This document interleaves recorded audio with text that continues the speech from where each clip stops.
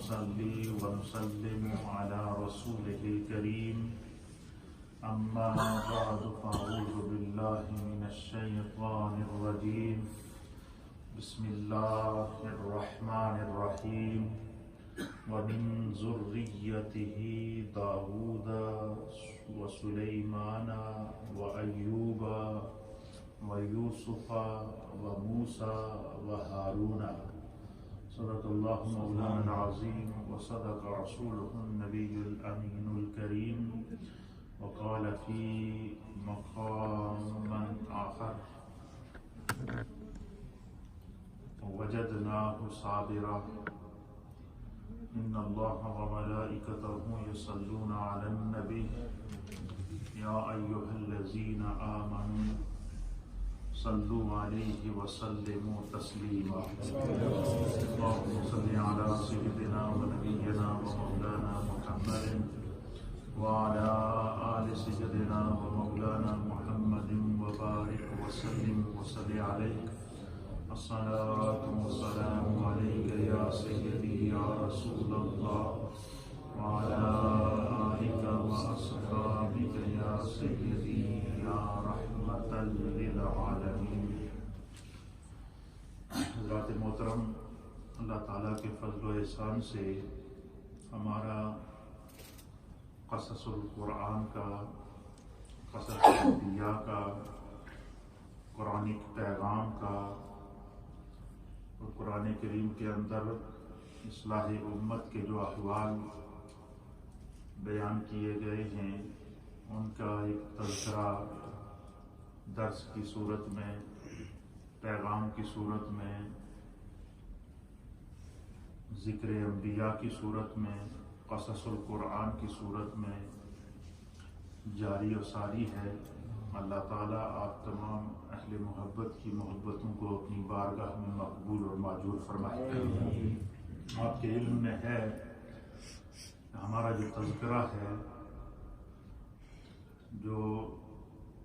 اس وقت زیر بحث ہے، تقریباً 2 لیکچر اس پر ہو چکے ہیں، آج تیسرا لیکچر ہے. یہ اللہ کے عظیم اور اولو العزم نبی حضرت سیدنا ایوب علیہ نبینا علیہ الصلاۃ والسلام کی پاکیزہ سیرت،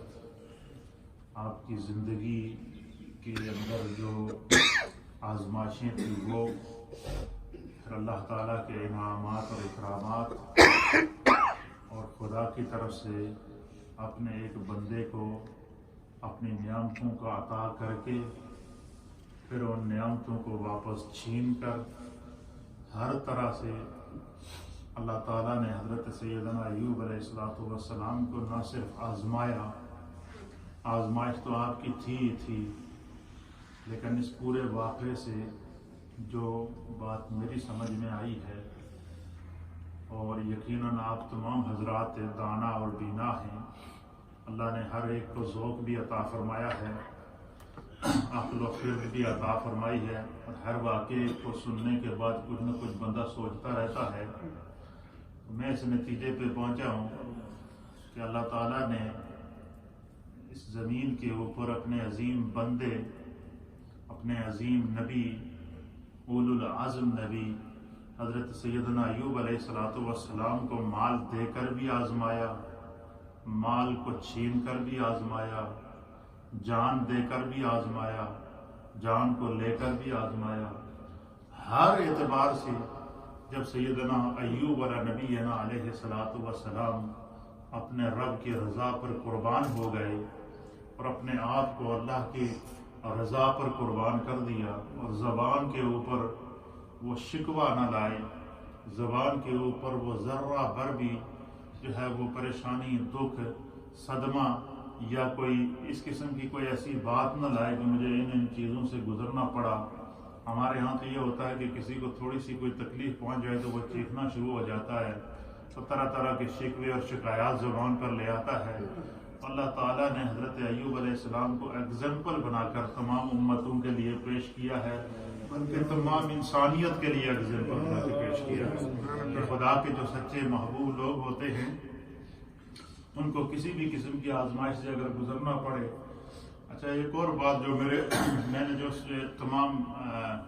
چونکہ میں آج کل ہسٹری آف انبیاء کو مختلف اینگل سے پڑھ رہا ہوں، مختلف تفاسیر سے پڑھ رہا ہوں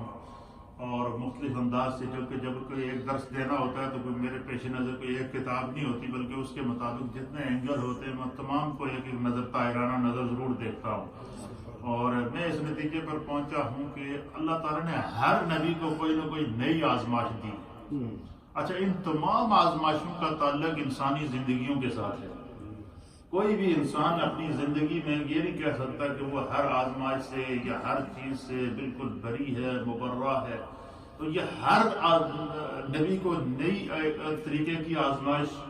ایک نئی اس پریشانیوں مشکلات سے اس کو گزرنا پڑا، لیکن ہر قسم کی آزمائش سے گزرنے کے بعد ہر نبی کا یہی نتیجہ ہے کہ ان الذین قالوا ربنا اللہ ثم استقاموا، اور جنہوں نے کہہ دیا اللہ ہمارا رب ہے، پھر وہ اس پر ثابت قدم رہے، جان دی ہے تو اسی کی دی ہے، مال دی ہے تو اسی کا دیا ہوا ہے، آزمائش ہے تو اسی کی طرف سے ہے، آزمائش سے برات ہے تو اسی کی طرف سے ہے۔ تو پتہ چلا کہ گویا کہ قرآن انبیاء اکرام کی تمام سیرتوں کو خود بیان کر کے، انبیاء اکرام کی پاکیزہ زندگیوں کے نشیب و فراز کا قرآن ذکر کرنے کے بعد پھر کیا کرتا ہے، قرآن اگزامپل دیتا ہے، اور آخری نبی پاک صلی اللہ علیہ وسلم کی جو آخری امت ہے اور نبی پاک صلی اللہ علیہ وسلم پر نازل ہونے والی کتاب آخری کتاب ہے، اس کتاب کے اندر اللہ تعالیٰ نے قرآن کریم کے اندر تمام انبیاء اکرام کا ذکر، ان انبیاء کی سیرتوں کو، ان کی مشکلات کو، ان کی آزمائشوں کو، ہر چیز کو بیان کر کے نبی پاک کی امت کو یہ درس دیا جا رہا ہے کہ قیامت تک تم ہی میرے محبوب کی امت ہو اور تمہیں ہر طرح کے نشیب و فراز سے گزرنا پڑے گا، لیکن کسی بھی حال میں اپنے رب سے ایمان کے دامن کو نہ چھوڑنا، تقوی کے دامن کو نہ چھوڑنا، توکل کے دامن کو نہ چھوڑنا، بھروسے کے دامن کو نہ چھوڑنا، اپنے رب کے ساتھ جو ہے وہ اپنے رب کی رضا کے دامن کو کسی بھی حال میں نہ چھوڑنا۔ تو یہ سارے سبق اللہ تعالیٰ نے ہم لوگوں کو عطا فرمائے ہیں، اللہ تعالیٰ ہمیں عمل کی توفیق عطا فرمائے۔ آپ کو یاد ہوگا کہ میں نے آپ کو حضرت سیدنا ایوب علیہ السلام کی سیرت میں اس مقام تک پہنچایا تھا کہ حضرت ایوب علیہ السلام کو خدا نے جتنی نعمتیں دی تھی، مال کی صورت میں، دولت کی صورت میں، کھیتی باڑی کی صورت میں، خزانوں کی صورت میں، ہر ایک نعمت، کوئی روئے زمین کی کوئی ایسی نعمت نہیں تھی کہ جو اللہ نے حضرت ایوب علیہ السلام کو نہ دی ہو، اور ہر نعمت کے باوجود کبھی جب تک وہ نعمتیں آپ کے پاس رہی ہیں، قرآن اس منظر کو بیان کر رہا ہے کہ حضرت ایوب کے اندر اتنی دولت کی فراوانی ہونے کے باوجود، اتنا مال و دولت ہونے کے باوجود، اتنی عظمت اور رفعت ہونے کے باوجود، اتنا مقام اور مرتبہ ہونے کے باوجود، ہر چیز کی فراوانی ہونے کے باوجود، حضرت ایوب علیہ نبینا علیہ السلام کی پوری زندگی کے اندر کوئی تکبر نظر نہیں آیا، ہر لمحہ خدا کا شکر نظر آیا، ہر لمحہ اللہ کی رضا نظر آئی، حتیٰ کہ حضرت ایوب علیہ السلام نے مال و دولت ہونے کے باوجود جو زمین پر انصاف قائم کیا، اللہ کے فرشتے اپنی مجلسوں میں حضرت ایوب علیہ السلام کی جو ان کا انصاف اور ان کا جو مخلوق خدا کے ساتھ جو پیار اور محبت کا رشتہ تھا اس کو بیان کر رہے ہیں۔ پھر شیطان پریشان ہو جاتا ہے، شیطان روئے زمین کے شیطانوں کو جمع کر دیتا ہے کہ اتنی دولت ملنے کے باوجود ایوب میں تکبر کیوں نہیں آیا، اتنی ثروت ملنے کے باوجود ایوب کے اندر تکبر غرور کیوں نہیں آیا، ایوب کے اندر جو ہے وہ دنیاوی حوث کے اندر کوئی اضافہ کیوں نہ ہوا، وہ اس دولت کی طرف پلٹ کر دیکھتا ہی نہیں ہے۔ پھر جو ہے وہ شیطان نے سازش کی، جس طرح کی میں تمام احوال کو آپ کے سامنے بیان کر چکا ہوں۔ پھر اس نے اللہ تعالیٰ سے اذن لیا کہ میں ایوب کے مال کو تباہ کروں گا، پھر مال کو تباہ کیا، پھر آپ کی جو ہے وہ جسم کے اوپر بیماریوں کا حملہ کیا، پھر آپ کو مختلف آزمائشوں سے گزرنا پڑا، حتیٰ کہ جب اپنے جسم پر آپ کو آئی تو پھر کیا ہوا، سب سے پہلے آپ کے جسم کے اوپر پھوڑے نکلے، پھر آپ کا جسم جلنا شروع ہو گیا، پھر آپ کے جسم کے اندر پیپ پڑ گئی، پھر آپ کے جسم سے حتیٰ کہ بو تک آنا شروع ہو گئی، پھر آپ کی امت نے، آپ کے خاندان نے، آپ کے لوگوں نے، جو آپ کے پیروکار تھے، جو آپ کے مداح تھے، اور کمال کی بات جب تک ان کے پاس مال و دولت رہا، حضرت ایوب علیہ السلام کے پاس کوئی بندہ ان کے مخالف نہیں تھا، ایک تو یہ ہوتا نا کہ انبیاء کی جس طرح مخالفتیں ہوئی ہیں، ان کے خلاف لوگ سب آرا ہوئے ہیں، حضرت ایوب کا مخالف کوئی نہیں تھا، کوئی ہر آدمی آپ کو کیا کرتا تھا، وہ مانتا تھا کہ یہ بڑے سخی ہیں، یہ اللہ نے ان کو بہت مال دیا ہے، یہ اس کو تقسیم کرتے ہیں۔ لیکن جب وہ مال و دولت آزمائش میں آیا، مال چھن گیا، کھیتیاں برباد ہو گئیں، ہر چیز اولاد چلی گئی، سب کچھ چلا گیا، تو پھر وہی لوگ جو آپ کے مداح تھے وہ کہنے لگے کہ ایوب کو اس بستی سے نکال دو، کہیں ایسا نہ ہو کہ اس کی بیماری ہمیں نہ لگ جائے۔ کیا ہو گیا؟ اس کی بیماری ہمیں نہ لگ جائے۔ تو انہوں نے ایک جنگل کے اندر، ایک ویرانے کے اندر ایک کوٹھی، ایک کٹیا بنائی، اور اس کٹیا کے اندر حضرت ایوب سے کہا جی کہ آپ یہاں رہیں جب تک آپ کی بیماری میں صحت نہیں ہوتی، کیونکہ ہمیں خدشہ ہے کہ آپ اگر بستی میں آئے تو کہیں بستی والوں کو یہ بیماری نہ لگ جائے۔ حضرت ایوب نے زبان پر شکوہ نہیں لایا کہ یہی لوگ ہیں جن کو گھر میں نے بنا کر دیے ہیں۔ وہ جتنی بستی تھی ساری ایوب علیہ السلام نے بنا کر ان کو دی تھی، اپنے ہاتھوں سے بنا کر ان کو دی تھی۔ جتنے ملازمین تھے ان تمام کی تنخواہ وہ اپنے پاس سے دیتے تھے، حتیٰ کہ یہاں تک اہل سیر نے لکھا ہے کہ انہوں نے ایک پوری جو بٹالین خچروں کی رکھی ہوئی تھی، جو خچروں کے اوپر سامان لاد کے ہر روز لوگوں کے گھروں میں کھانے پینے کا سامان سپلائی کرتی تھی، خچریں ان کو کھانے پینے کا سامان تک بھی وہ فراہم کرتے تھے، ہر چیز ان کو۔ اور ان کی جو اونٹنیاں، ان کی جو گائیں اور ان کی جو بکریاں تھیں، ان کا دودھ آپ کی پوری قوم کے اندر فری میں تقسیم ہوتا تھا ہر روز۔ تو اب وہی لوگ انہوں نے کہا جی کہ آپ کی بیماری ہمیں لگ جائے گی، آپ اس علاقے کو چھوڑ دیں۔ پھر چلے گئے۔ پھر آپ کی جو بیوی تھی وہ آپ کے ساتھ خدمت کرتی رہی، حتیٰ کہ یہاں تک آپ کے جسم کے اوپر آزمائشیں آئیں کہ جسم گل گیا، سارا جتنے جسم کے اوپر جتنا گوشت تھا، پوست تھا، ماس تھا، ہر چیز آپ کی جب وہ کٹ گئی ہے۔ صرف یہاں تک مفسرین نے قرآن کریم اس کی طرف اشارہ دیتا کہ حضرت ایوب علیہ السلام کی جسم کی ہڈیوں کے اوپر جو رگیں تھیں وہ سلامت تھی، ان رگوں میں خون چلتا ہوا نظر آتا تھا، اور جو آپ سانس لیتے تھے وہ سانس نظر آتا تھا۔ اور جب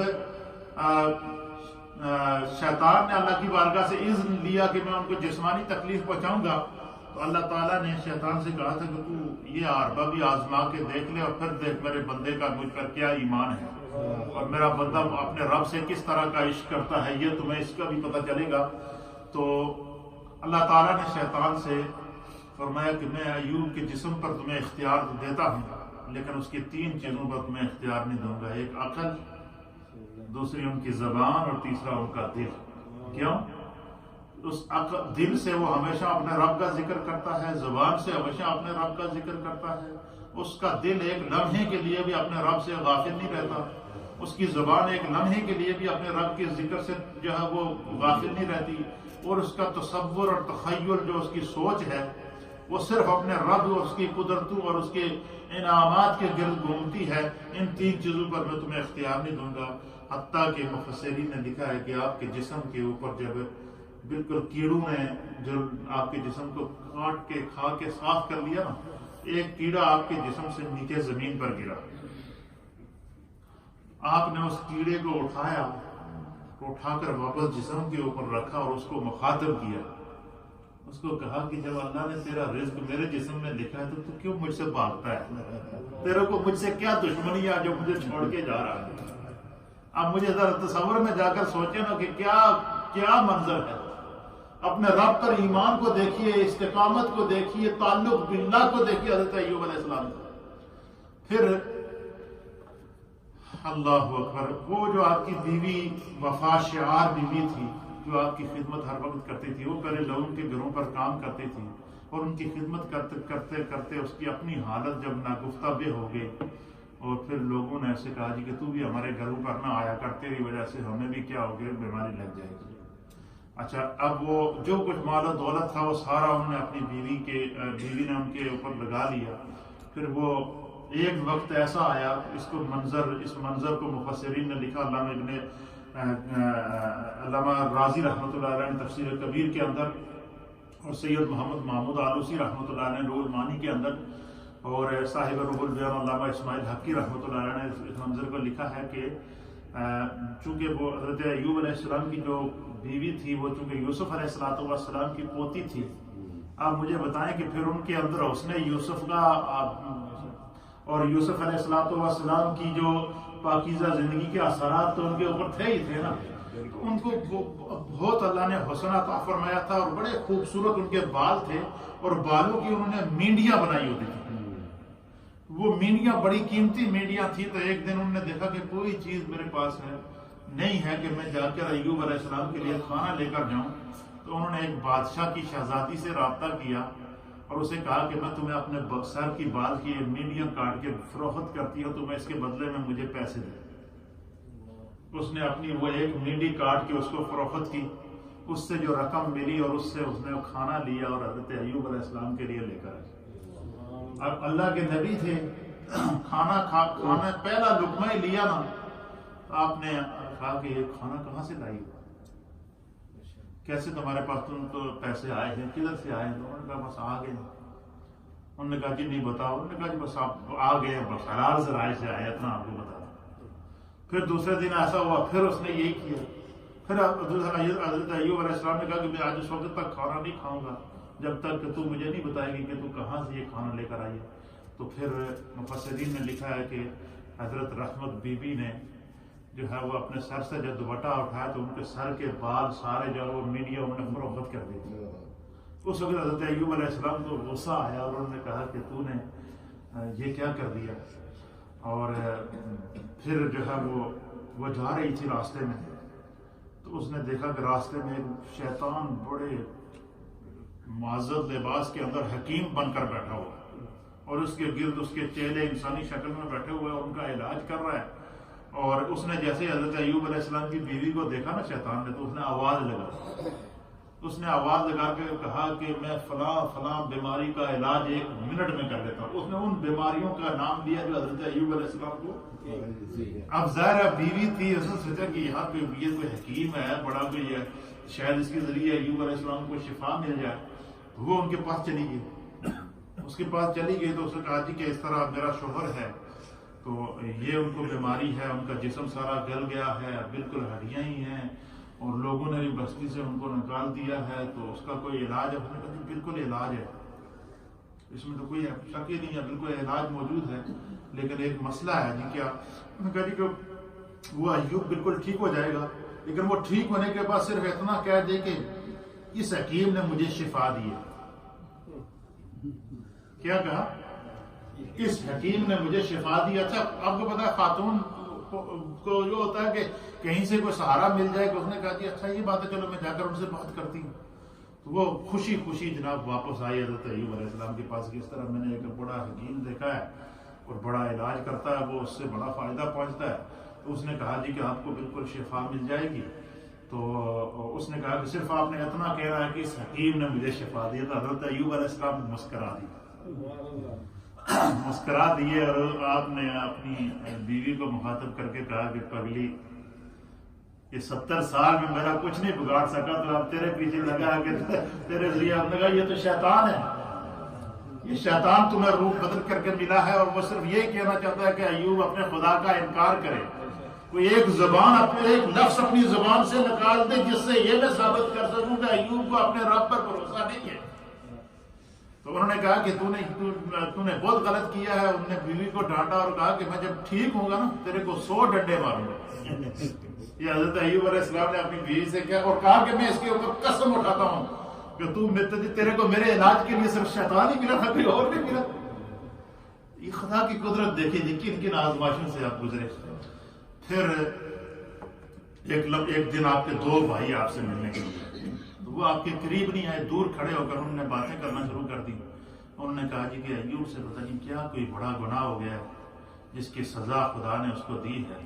اور پوری بستی جو ہے وہ اس سے متاثر ہے. تو ایوب علیہ السلام کو مخاطب کر کے کہا کہ تو ہمارا بھائی ہے, تو ہم تمہیں ابھی بھی کہتے ہیں کہ کوئی سچی توبہ کر لے, یا بتا دے تیرے سے ایسا کیا گناہ ہوا کہ اللہ نے تیرا مال بھی لے لیا, دولت بھی لے لی, ثروت بھی لے لی, سب کچھ خداوند قدوس نے تم سے لے لیا ہے, تو جو ہے وہ بتاتا کیوں نہیں. تو حضرت ایوب علیہ السلام کو یہ بات بڑی ناگوار گزری. تو آپ نے سجدے میں سر رکھ کر اللہ سے دعا کی کہ بارے الہ تو جانتا ہے نا اپنے ایوب کو، میں ان لوگوں کو اب کیا بتاؤں، یہ بار بار مجھ سے تقاضا کر رہے ہیں. تو اللہ یہ جو مال تو نے دیا تھا، تو نے ہی دیا تھا نا، وہ تیرا ہی مال تھا اور تو نے ہی واپس چھینا ہے. مجھے اس سے کوئی غرض نہیں ہے کہ تیرا ہی دیا ہوا مال تھا، وہ تو اس وقت میں مالک ہی نہیں تھا. بس اتنی بات سجدے میں کہی نا. وہ بھائی کھڑے سن رہے تھے، غیب سے آواز آئی کہ ایوب تو ہمارا بندہ ہے اور جو کچھ تجھے دیا تھا تیرے رب نے دیا تھا. پھر جو ہے وہ پھر انہوں نے دوبارہ اللہ کی بارگاہ میں التجا کی کہ یا رب کریم، یہ جتنا جو کچھ بھی ہوا، جو میرے جسم میں جو بھی بیماری ہے، جو بھی آزمائش ہے، یہ سب آزمائش جو ہے وہ، یہ جان میری تیری ہی ہے نا، مجھے تو اس جان کی پرواہ نہیں ہے، لیکن میں ان لوگوں کو کیسے سمجھاؤں. پھر غیب سے آواز آئی کہ ایوب تو صبر کر، اللہ تیرے ساتھ ہے. تو جب انہوں نے آواز سنی نا تو پھر وہ چلے گئے. انہوں نے وہ تھوڑے سے ڈر بھی گئے کہ ہمیں اس طرح کی بات نہیں کرنی چاہیے تھی، غیب سے آواز آ گئی. تو پھر ابھی سجدے میں ہی تھے تو آپ نے دعا کی کہ بارے الہ، اگر تو چاہتا ہے کہ تیرا ایوب جو ہے وہ ایک دفعہ پھر ٹھیک ہو، اگر میرے مقدر میں تیری قدرت کے مطابق شفا ہے، یہ دعا کی کہ اللہ تیری قدرت اور تیرے علم کے مطابق اگر میرے مقدر میں شفا ہے تو میں تجھ سے شفا کی دعا مانگتا ہوں. بس اتنی بات کہنی تھی. اب اس سے پہلے کہ شفا کب ملی یہ بات سن لیں تاکہ یہ بھی آپ کے علم میں رہے کہ مفسرین نے لکھا، صاحب تفسیر کبیر نے لکھا ہے اور اسی طریقے سے علامہ اسماعیل حقی رحمۃ اللہ علیہ نے لکھا ہے کہ حضرت جو ایوب علیہ السلام کو جن آزمائشوں سے گزرنا پڑا، یہ آزمائش کتنا عرصہ رہی، 1 سال نہیں، 2 سال نہیں، 3 سال نہیں، ایک روایت کے مطابق 7 سال رہی اور ایک روایت کے مطابق 20 سال. 20 سال تک آپ کو اس آزمائش سے گزرنا پڑا. مال چلا گیا، متاع چلا گیا، اولاد چلی گئی، دولت چلی گئی، کھیتیاں تباہ ہو گئیں، ہر چیز، جسم اپنا لوٹا دیا، جسم کی صرف ہڈیاں اور سانس باقی بچا. 20 سال تک آپ اس آزمائش سے گزرتے. آپ کی جو بیوی تھی وہ جو ہے وہ کہیں گئی ہوئی تھی آپ کے لیے کچھ کھانے وغیرہ کا انتظام کرنے کے لیے. تو اللہ تعالیٰ کی طرف سے وحی آئی کہ ایوب تو نے اپنے رب کی آزمائش پر جو صبر کیا ہے، تیرا رب تجھ سے اتنا راضی ہے، اب تو دیکھ کہ تیرا رب تیرے کو واپس وہ چیزیں جو تم سے تلف ہو چکی ہیں تمہیں تمہارا رب کیسے واپس عطا کرے. سب سے پہلے اللہ تعالیٰ نے وحی نازل کی جس کو اللہ تعالیٰ نے قرآن حکیم فرقان مجید کی سورہ 7 کی آیت نمبر 42 کے اندر نازل فرمایا. سورہ 7 کی آیت نمبر کتنی ہے؟ 42. اس میں اللہ تعالیٰ نے حضرت ایوب علیہ السلام سے فرمایا کہ ارقد برجلک، یہ قرآن پاک کی آیت ہے، ارقد برجلک ھذا مستغسل بارد وشراب. اللہ نے فرمایا کہ اے ایوب ارقد برجلک، اپنے پاؤں کو، اپنے پاؤں کی ایڑی کو ذرا زمین پر مار. اس کا معنی کیا ہے؟ اپنے پاؤں کی ایڑی کو کیا کر زمین پر مار، اور اس میں سے ہم پانی کا چشمہ نکالیں گے جو ٹھنڈے پانی کا پانی ہوگا. کیا ہوگا؟ ٹھنڈا پانی ہوگا. مغتسل غسل یغتسل اغتسالا فہو مغتسل، اس کا معنی ہے غسل کرنا، اسی سے غسل کرنا ہے. فرمایا کہ ارقد برجلک، اے میرے ایوب اپنے پاؤں کو زمین پر مار. 20 سال آزمائش سے گزرنے کے بعد مال و متاع چلا گیا، جسم سارا گل کے ختم ہو گیا، ہڈیاں رہ گئیں اور کوئی چیز جسم کے اوپر سوائے سانس کے باقی نہ رہی اور جوڑوں اور پٹھوں کے کچھ باقی نہ رہا. پھر اللہ نے کہا کہ ارقد برجلک، اپنے پاؤں کو زمین پر مار. جب پاؤں کو زمین پر مارا تو اس سے ٹھنڈے پانی کا چشمہ نکل آیا. کیا ہو گیا؟ ٹھنڈے پانی کا چشمہ نکلا. اللہ نے فرمایا کہ ھذا مغتسل بارد وشراب، فرمایا کہ اس پانی سے پہلے تو غسل کرو، اور جب تم غسل کرو گے تو اللہ تمہیں ظاہری طور پر بیماریاں دور کر دے گا. اور فرمایا وشراب، پھر اس پانی کو تم کیا کرو؟ پیو. جب پیو گے تو جسم کے اندر کی جو بیماریاں ہیں خدا ان کو دور کر دے گا. اب حضرت ایوب علیہ السلام کو جب اللہ کی طرف سے وحی آئی، جبریل علیہ السلام نے کہا کہ اللہ فرماتا کہ وہ رکض برجلے کا، اپنے پاؤں کو زمین پر مارو. جب پاؤں کو زمین پر مارا تو وہاں سے جب پانی کا چشمہ نکل آیا تو اللہ نے فرمایا کہ اب تم اس سے غسل کرو. اب جب غسل کیا پانی بس جسم کے اوپر جیسے پڑنا تھا تو خداوند قدوس نے وہی جو جسم گل چکا تھا اس کے اوپر واپس ماس آنا شروع ہو گیا، گوشت آنا شروع ہو گیا، اس میں جان آنا شروع ہو گئی، تر و تازہ ہونا شروع ہو گیا. حتیٰ کہ حضرت ایوب علیہ السلام کی اس وقت جو عمر مبارک تھی وہ 70 سال تھی. کتنی؟ لیکن جب خداوند قدوس نے اس پانی سے غسل کرنے کے بعد نیا جسم عطا فرمایا تو مفسرین نے لکھا کہ آپ کی عمر اس وقت 30 سال کے جوان کی طرح. دوبارہ اللہ تعالیٰ نے آپ کو بالکل 30 سال کا جوان بنا دیا. پھر اس پانی کو جب آپ نے پیا جسم کے اندر جتنی بھی کمزوریاں تھی، نکاہت تھی، جو اندر جو سسٹم جو وہ ڈیمیج ہو چکا تھا، اندر کا جو سسٹم ڈسٹرب ہو چکا تھا، وہ سارے کا سارا واپس تر و تازہ ہو گیا اور بالکل خوبصورت 30 سالہ نوجوان کی طرح آپ بیٹھے ہوئے تھے. تو پھر اللہ تعالیٰ نے جبریل سے کہا کہ جنت سے خوبصورت لباس لے جاؤ، خوبصورت حلہ لے جاؤ،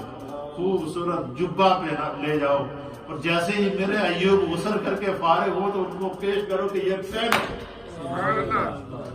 قرآن نے اس منظر کو بیان فرمایا. آپ ذرا دیکھیے، ذرا تصور میں جا کر سوچیں وہ کیا وقت تھا کہ جب مال بھی چلا گیا، اولاد بھی چلی گئی، دولت بھی چلی گئی، ثروت بھی چلی گئی، کھیتیاں بھی جو ہے وہ.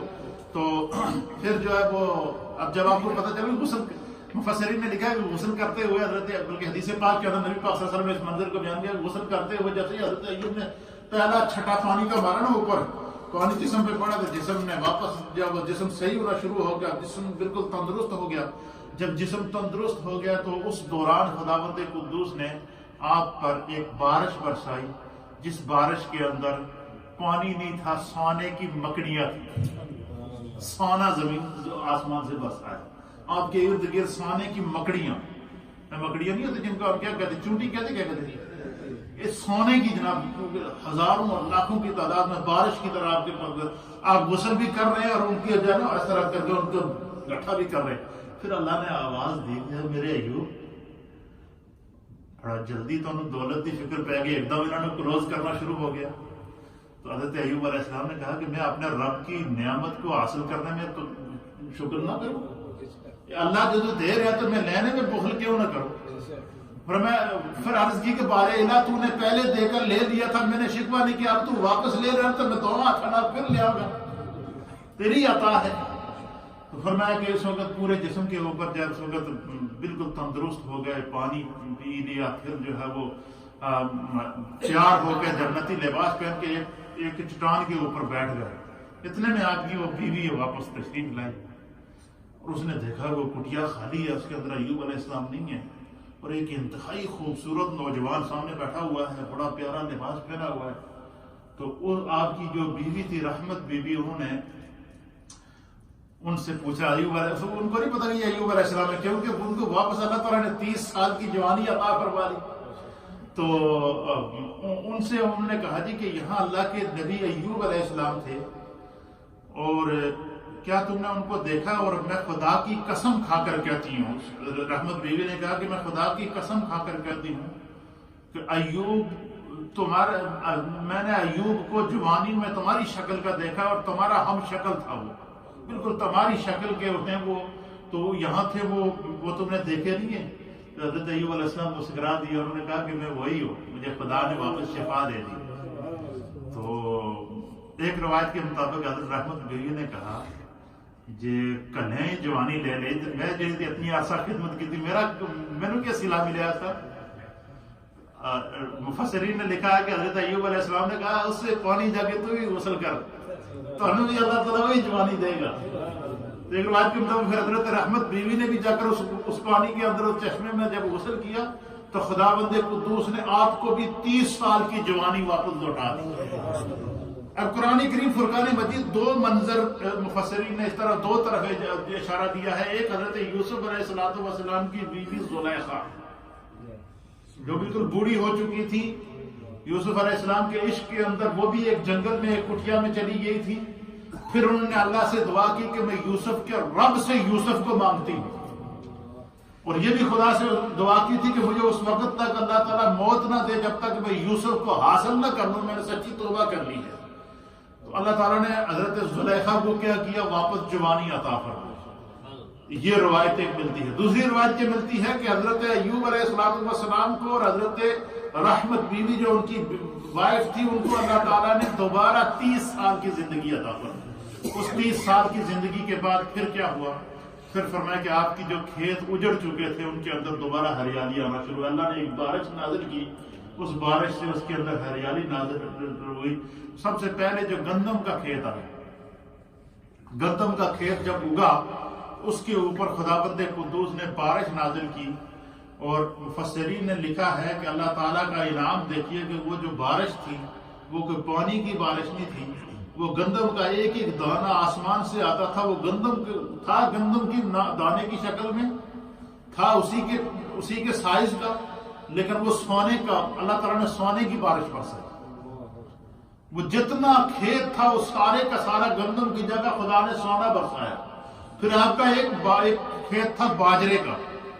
تو جب باجرے کا کھیت، اس کے اوپر بھی اللہ نے بارش برسائی، اور وہ سارے کا سارا جو باجرے کا ایک ایک دانہ وہ چاندی کی طرح، چاندی اللہ نے برسایا، سونا اور چاندی اللہ نے آسمان سے برسایا۔ پھر خداوند قدوس نے ان کے تمام جتنی وادیاں اللہ نے ان کو عطا فرمائی تھی، ان تمام کے اندر ہریالی عطا فرمائی۔ ایک روایت کے مطابق یہ کہ اللہ تعالیٰ نے جتنی آپ کی اولاد ہلاک ہو چکی تھی ان کو دوبارہ زندگی عطا فرمائی، ایک یہ روایت ہے۔ اور ایک روایت یہ ہے کہ اللہ تعالیٰ نے چونکہ حضرت ایوب علیہ السلام کو واپس جوانی عطا فرمائی، اللہ کی آزمائش پر پورے اتر چکے تھے، تو خداوند قدوس نے پھر آپ کو حضرت رحمت بیوی سے اولاد عطا فرمائی، اور اللہ تعالیٰ نے آپ کو 10 بیٹے اور 7 بیٹیوں میں سے عطا فرمائی۔ پھر آگے آپ سے دوبارہ ان کی نسل چلی۔ پھر خداوند قدوس نے آپ کو ایک بیٹا عطا فرمایا۔ پھر اللہ سے دعا کی کہ اللہ مجھے ایک ایسا بیٹا عطا فرما جو تیرا نبی ہو، اور میں جس کو اپنے سامنے جو ہے نا تیرے دین کی خدمت کرتے ہوئے دیکھوں۔ تو مفسرین نے لکھا کہ اللہ تعالیٰ نے پھر حضرت ایوب علیہ السلام کو ایک بیٹا عطا فرمایا جن کا نام تھا حضرت ذوالکفل علیہ السلام، وہ بھی اللہ کے نبی تھے۔ خدا نے پھر آپ کو بیٹا عطا فرمایا، اور وہ حضرت ذوالکفل کے بارے میں یہ مشہور ہے کہ وہ اتنے عابد اور اتنے زاہد تھے کہ جتنے اللہ کا ایک نبی ایک دن میں عبادت کرتا تھا، اتنی وہ اس سے ڈبل عبادت کیا کرتے تھے، اس سے ڈبل اللہ تعالیٰ ان کو اجر عطا فرماتا تھا۔ تو حضرت ذوالکفل کو اللہ تعالیٰ نے پھر نبوت عطا فرمائی، اور پھر آپ نے جب زمین کے اوپر اور انصاف قائم کیا، اور حضرت ایوب علیہ السلام ان کے انصاف کو، ان کے ذکر الہی کو، ان کی تعلیم اور تبلیغ کو دیکھ کر اللہ کی بارگاہ میں شکر ادا کیا کرتے تھے۔ تو یہ حضرت ایوب علیہ السلام کو اتنی آزمائشوں سے گزرنے کے بعد اللہ تعالیٰ نے جو ہے وہ دوبارہ پھر ہر چیز اللہ نے آپ کو عطا فرمائی، وہی مال، وہی دولت، وہی اونٹ، وہی بکریاں، وہی جو ہے وہ کھیت، وہی گندم، وہی جو ہے وہ مال و متاع، وہی خاندان، ہر ایک پورے کا پورا خاندان آپ پر نہ صرف دوبارہ ایمان لایا بلکہ وہ اپنی ان نے ندامت کا اظہار کیا کہ ہم سے کتنی بڑی غلطی ہوئی کہ ان پر آزمائش آئی اور ہم نے ان کو الگ کر دیا تھا۔ تو یہ قرآن کریم فرقان مجید نے حضرت ایوب علیہ السلام کا پورا ذکر فرمایا، اور پھر اللہ تعالیٰ قرآن کریم فرقان مجید کے اندر آپ کی فضیلت کو بیان کرتے ہوئے سورہ 7 کی آیت نمبر ہے 44، اس کے اندر فرماتا ہے کہ جب ایوب علیہ السلام تمام آزمائشوں سے گزرے نا، اللہ تعالیٰ اب اس کو پورا قصہ حضرت ایوب علیہ السلام کا بیان کرنے کے بعد، تمام آزمائشوں سے گزرنے کے بعد، پھر خداوند قدوس نبی پاک صلی اللہ علیہ وسلم کی امت کو کیا بتا رہا ہے کہ اِنَّا وَجَدْنَاهُ صَابِرًا۔ اتنی آزمائشوں سے گزرنے، سورہ 7 کی آیت نمبر 44 ہے، اللہ فرماتا ہے کہ اِنَّا وَجَدْنَاهُ صَابِرًا۔ اتنی آزمائشوں سے گزرنے کے بعد مال چلا گیا، دولت چلی گئی، ثروت چلی گئی، جسم جب وہ گل گیا، ہر طرح کی آزمائش سے گزرنے کے بعد اِنَّا وَجَدْنَاهُ صَابِرًا، ہم نے ایوب کو صرف صابر ہی، صبر کرنے والا ہی پایا۔ ہم نے ایوب، اسی وجہ سے اللہ تعالیٰ فرماتا ہے کہ جو بندہ کسی ابتلا کے اوپر، کسی آزمائش کے اوپر، کسی دکھ کے اوپر، کسی تکلیف کے اوپر صبر کرتا ہے تو پھر اسے کوئی اور دنیا میں کوئی اس کا ساتھ دینے والا ہو یا نہ ہو، اللہ فرماتا ہے اِنَّ اللَّهَ مَعَ الصَّابِرِينَ، اللہ تعالیٰ صبر کرنے والوں کے ساتھ ہے۔ اب بندہ سوچتا ہے کہ اللہ صبر کرنے والوں کے ساتھ کیسے ہے؟ اس کی مثال ہمارے سامنے ایوب علیہ السلام کی سیرت ہے۔ خدا نے پہلے دولت دی، مال دیا، عزت دی، ثروت دی، حکومت دی، ہر چیز دی، لیکن ان کے اندر تکبر نہیں آیا،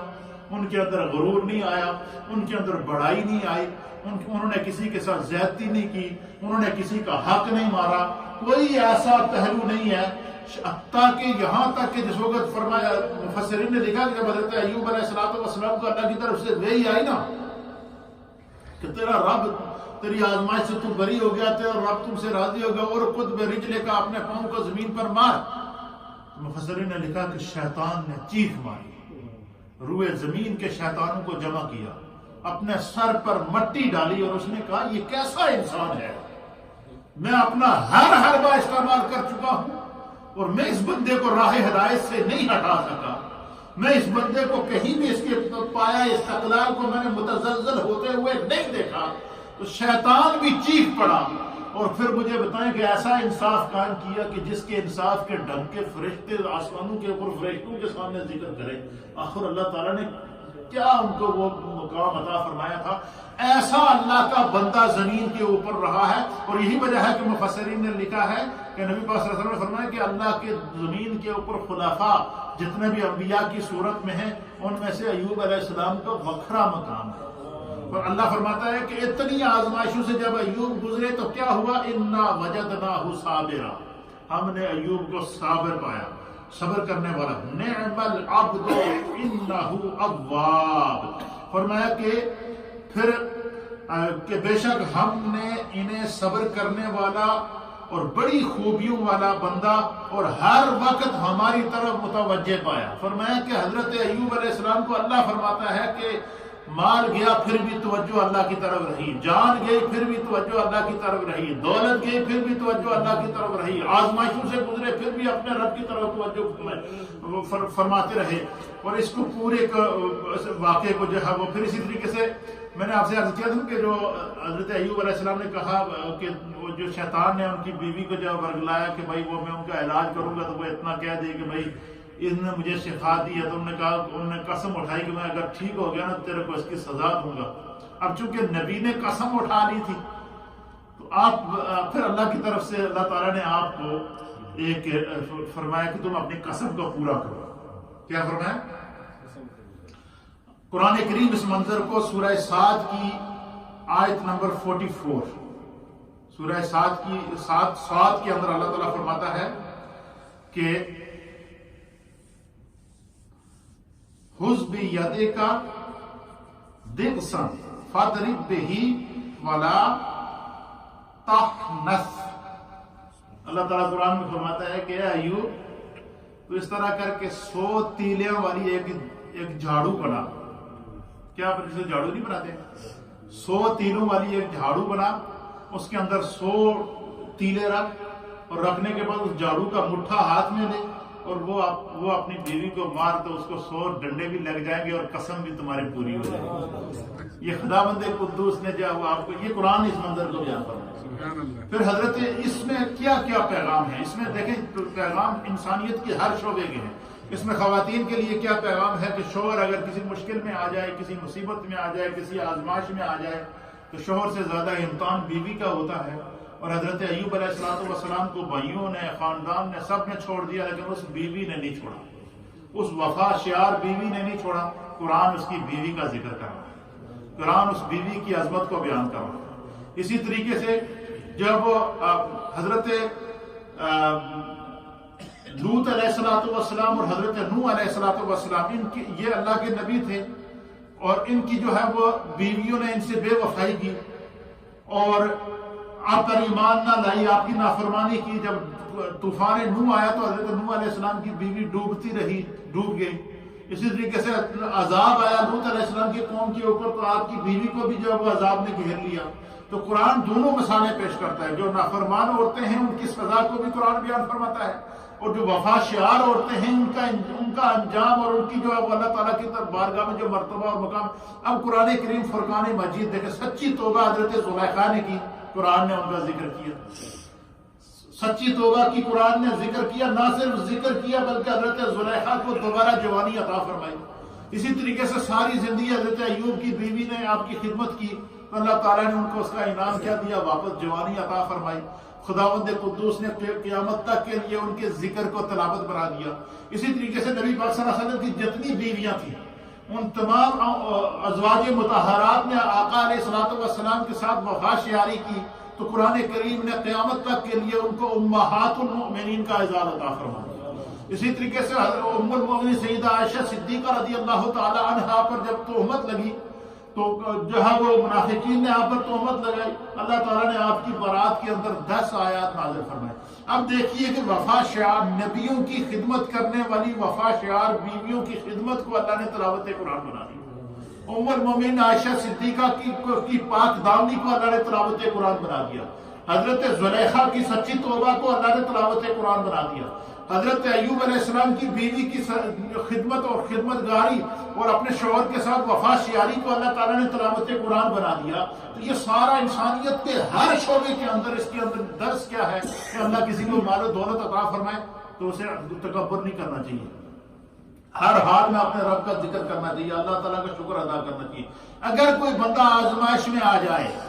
اس کا مال چلا جائے، دولت چلی جائے، اولاد چلی جائے، کوئی نہ کسی آزمائش سے گزر جائے، تو فرمایا کہ اس کا اپنے رب پر ایمان اور مضبوط ہونا چاہیے، اور اس کی مثال قرآن حضرت ایوب علیہ السلام کی سیرت سے ہمیں دے رہا ہے۔ اللہ تعالیٰ ہمیں دین کو سیکھنے کی توفیق عطا فرمائے۔ تو اس پورے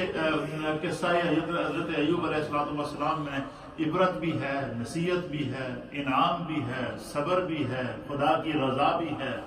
لیکن ہر حال میں انسان کو شیطان کے چنگل سے بچنا چاہیے۔ اللہ تعالیٰ ہم سب کو محفوظ رکھے۔